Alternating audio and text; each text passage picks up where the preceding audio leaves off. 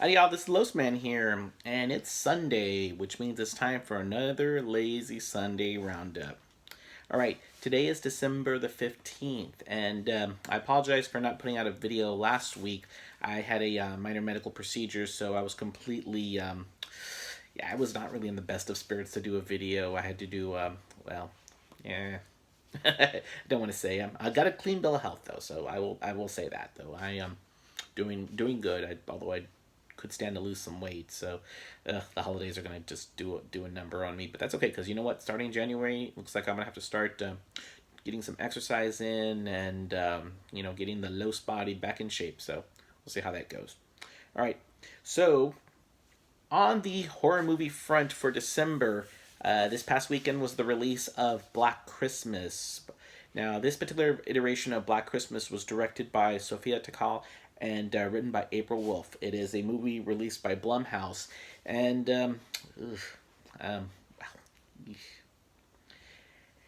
yeah, it didn't get good reviews. It also did rather poorly. Estimates show it made only about 4.5 million locally, a little bit more worldwide. Now, keep in mind this is a Blumhouse movie, so the budget was about $5 million, which means it's gonna make its money back. And I mean, it's kind of disappointing because I'm always up for Christmas horror movies.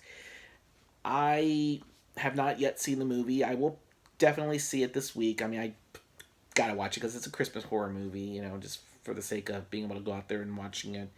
Um, I've been listening to people talk about the movie. Looked at some spoiler-free reviews, and a lot of people are commenting that the previews pretty much give the movie away, which is what I thought when I saw the previews. Like, you're kind of giving away a lot of the potential kills. And now there's also talk about how there's a strong feminist bent in the movie, with the Me Too movement and empowering the young women, against a whoever the killer is. But the funny thing is, this particular version of Black Christmas also had a strong feminist bent. Basically had a strong female cast, and basically, had a very good final girl. I mean, you basically, and you also had some controversial issues, which if you watch the movie, you'll know what I'm talking about. So, all this talk about, oh, it's a pioneering movie. Yeah, no. Strong women in movies go all the way back to the 70s. You've got, you know, Olivia Hussey there. You have Jamie Lee Curtis. You have, Sigourney Weaver. You have Heather Langenkamp. You have Ashley Lawrence. You have, Nev Campbell. You have, see, how many more do we have? I mean, I've got lists of this stuff. I mean, I've got lists of women who kick ass. I mean, Kelly Maroney. You have, just this idea that, oh, this is a new trend in movies, strong empowered women. Yeah, no, strong empowered women have been a part of horror movies for quite some time. Just, it's like, honestly, where have you been? I mean, seriously. But going back to Black Christmas, honestly, they should have called it something else. I mean, originally I think the movie was called Sisters, and honestly, why are you going to call a movie Black Christmas when you already have the greatest horror movie about Christmas ever written? I mean, hell, the movie is one of the first slasher movies ever made. I mean, it's not the first, but it's one of the first. 45 years later, and this is still the gold standard of Christmas horror movies. I can watch this on Blu-ray. I can watch it on streaming. I love this movie. It's awesome, and I plan on rewatching it again on Christmas Eve just so I can get in the right spirit of things. But oh boy, okay. So other things that occurred this past weekend, of course, was Joe Bob Briggs' Red Christmas. Now, my second job keeps me busy pretty much on Friday night, so I only got to catch part of it. So apparently, Black Christmas was the first movie, which is awesome because I'm glad to see that people who haven't seen Black Christmas get to watch it. And I'm sure Joe Bob spoke well of the movie. I'm sure he said some things about it. Because there are things about it that, a little dated and all, but still, it's a great movie and it's wonderful. And I mean, there's so much about it that could be said. It's, I'll go into a more in-depth review of Black Christmas later this week. For the sake of the holiday and all. But now the second movie that was presented was Jack Frost. Now, I'm not talking about the Michael Keaton Jack Frost. We're talking about the Jack Frost with the killer snowman. And yeah. Yeah, I will tell you this. It is an enjoyable movie because it is such a crazy movie. It is a bad movie. It is purposely bad and just fun. I mean, the one-liners, the sheer outrageousness of a killer snowman, everything about this movie just is just not supposed to work, and yet it does because it's goofy, it's weird, it's kind of different, and you know what? It's a cult classic. You know, you got to appreciate Jack Frost for what it is. You know, it's a bad Christmas horror movie, but it's funny and you know, it's definitely a lot more entertaining than a number of the other Christmas horror movies I've seen this month. And of course, the last movie shown was Silent Night, Deadly Night 2. Not the original, not the one that is known to have, you know, made people, you know, freak out and, you know, get the PTA, you know, all messed up. No, this is the one that shows the little brother of of Billy, who basically goes out and dresses up as Santa Claus and starts killing people. Now, here's the funny thing about Silent Night, Deadly Night 2. If you haven't seen the first movie, you know, you could watch the second movie because about half the movie consists of clips from the first movie. So you get a good you know, pretty much breakdown of the whole movie when you know watching it. So basically, you know, watch it, and you know, it's a little funnier. So it's got some humor in it, and you know, it's definitely got one of the best taglines of any horror movie, or actually, it's got one of the best memes that's out there. You know, it's that garbage day. So yeah, definitely that was pretty fun. And for what I understand, Joe Bob recreated one of the most famous kills from Silent Night, Deadly Night, involving kinky horror Darcy the Mail Girl. So yeah, that must have been fun. Okay, now I am in the midst of the 24 days of Losmas. So for the past 2 weeks, I've been talking about, or I've been posting on my blog, uh, pretty much a number of Christmas horror movies. Now, I did this last year as well. I have 24 movies out there, and granted, those are probably the better of the 24 movies, or at least the vast majority of the really good Christmas horror movies you can think of are going to be on last year's list. So there's some good reviews out there, and I've made sure to repost a lot of those movies so that way people can get a feel for them. Because I mean, you got some great movies out there. You have Black Christmas. You got Rare Exports. You have you have the what is it? That evil Santa Claus movie that came out before Silent Night, Deadly Night. Christmas Evil. You know, you have Better Watch Out. Just basically all the movies I bought this year. You got all those movies out there. Krampus. Just all the creatures were stirring.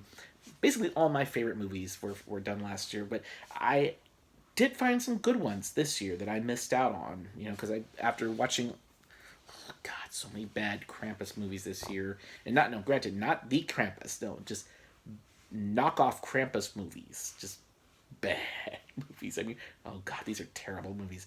But let me give you a rundown of some of the movies that I checked out.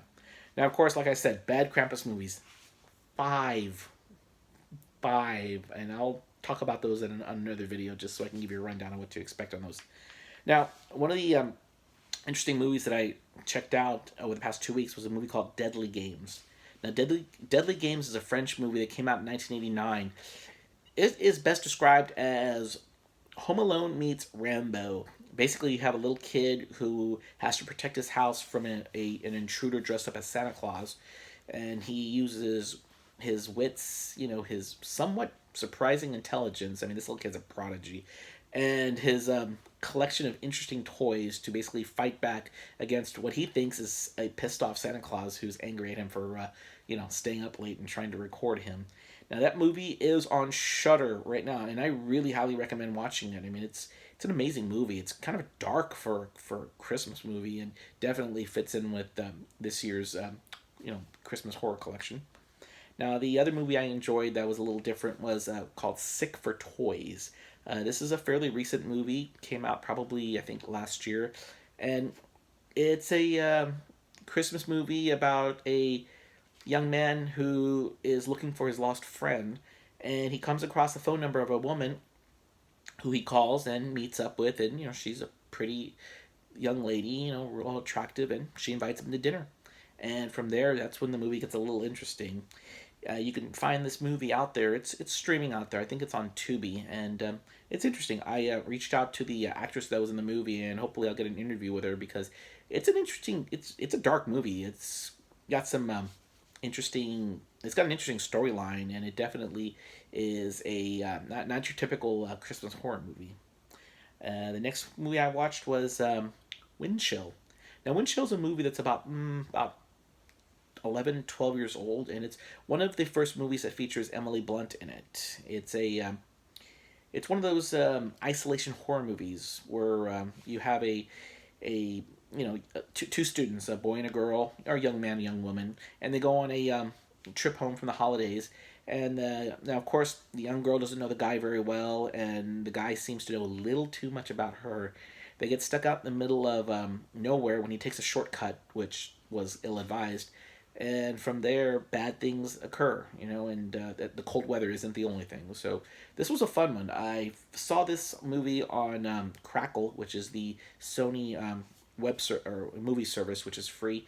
So it's definitely worth checking out. I love Emily Blunt. I mean, she's one of my favorite actresses out there, and she's funny in comedy and in horror movies. She was in A Quiet Place. She's married to John Krasinski, and I mean, she's wonderful. I mean, she's beautiful. She's just one of the best out there, and this movie really shows some of her early work out there.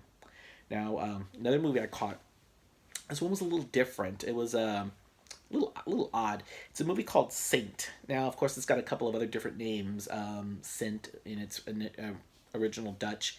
It is a Christmas horror movie about an evil Santa Claus, or Saint Nick actually, and this is directed by Dick Maas, who also directed Amsterdam and The Lift. So you've got a very interesting director there. Saint is about a legend involving Saint Nicholas, who in the movie is not the jolly Saint Nick that we think of. Now, he is essentially an evil former bishop who basically raids villages, for resources until one particular village fights back. He then curses the village so that the night of December 5th, on a full moon, he will come back and exact revenge. This was a very different kind of movie. It was really dark and bloody and interesting. I mean, if you've ever seen any movies by Dick Maas, you'll get a feel for what the movie was like, and I definitely highly recommend it. I think this is one of the few movies that I had to seek out on Amazon, the pay service, so it's not streaming for free anywhere, so I actually had to pay to watch it, and it was worth it. Definitely. I mean, I'm gonna have to look out for some more movies because I've pretty much watched most of the movies you can watch for free that are out there. So some of the movies I'm gonna have to be reviewing are gonna be ones I'm gonna have to pick up on DVD or Blu-ray, or I'm gonna have to get them on pay-per-view. So, but that's okay because you know what? That's what I do. And let's see. Now the last movie I watched it last night and today. It's an interesting movie. It's a Spanish movie called A Christmas Tale. Now, of course, it's got a title in Spanish, which I don't know right now. I didn't write it down. Now, the Christmas Tale is a interesting little movie. It is directed by Paco Plaza, who also directed Rec, or REC. So you've got some serious horror credentials right there. It's about a group of about about five preteen Spanish kids who basically, they're their little group. They go out and they're basically in a I guess it's like a resort that they live near that's kind of shut down for the holiday, and they go out in the woods and they find a woman dressed up as Santa Claus that's trapped in a hole. Now the movie deals with the kids learning who this woman is and trying to determine what to do because they find out she's got a secret and they're wanting to get more information from this woman and get something from her. And this is a very dark movie. Apparently it was a made for TV movie in Spain, but guys, this is a very dark movie. These are kids, and wow. If you get a chance, check it out. It's on Tubi, and it's definitely worth checking out. This was definitely one of the more unique films I watched, and it's definitely, an awesome Christmas horror movie, so definitely check it out. Once again, that movie is called A Christmas Tale. I believe in Spanish it is, let me see if I can look this up. It is called Cuento de Navidad. Suento de Navidad. I don't speak Spanish, so, you know. But yeah, Christmas Tale. All right. Now, with the Christmas holiday coming up next week, I'm going to be putting together some fun. I'm going to do a video and an audio review, basically talking about the 10, or what I think of the 10 best or 10 great Christmas horror movies. Now, many of these I've already talked about this year, last year, but I'm going to put it together just so that people can know, hey, what are the good movies to check out? And while I'm at it, maybe I'll make it 20. Who knows? That way people will know, hey, what are the great Christmas horror movies to check out? Now, to help you out on that, I have my movie list that I created. I've got one for Tubi, Amazon Prime, and Shudder. I have those on my Letterboxd out there. So if you can go to my Letterboxd account, which is LosMan94, and you can see my lists that are out there. I've got a master list of basically most Christmas horror movies that are out there. I think the list is out to 89 or 90 movies, and that's where I'm drawing a lot of my movies to watch from. So definitely check that out.